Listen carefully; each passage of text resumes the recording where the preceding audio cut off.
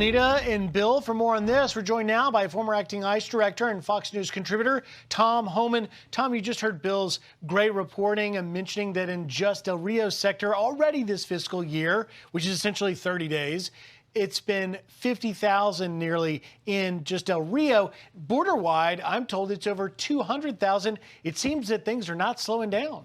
No, my sources says it's going to be about 210,000 Border Patrol apprehensions, 30 to 50,000 OFO apprehensions, which is going to be 250,000. That's 250,000 people in 1 month. But the scariest number is the 86,000 gotaways. Last month, 86,000 people entered this country, didn't turn themselves in to claim asylum and be released. They avoided apprehension, and there's a reason they did that. They don't want to be fingerprinted. What does that mean? They're a gang member, they're criminal, they're carrying fentanyl, or worse, they're a known suspected terrorist. I've said this over and over again. I don't care what people's opinion on illegal immigration. This is historic illegal immigration. Border Patrol has arrested people from 161 countries. Many of these countries are sponsors of terrorism. 86,000 people entered the country last month and got away. Why?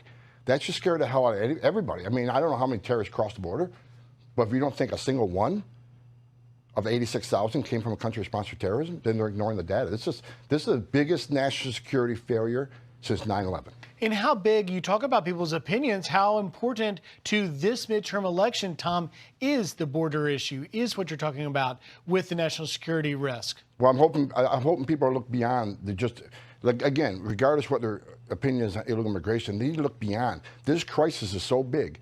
Up to 80% of Border Patrol agents have been pulled off the line to process. What does that mean? That's when the fentanyl comes across. They kill over 100,000 Americans. That's when the criminals and the MS-13 and the gang members come across. And I want to keep focusing on the national security issue.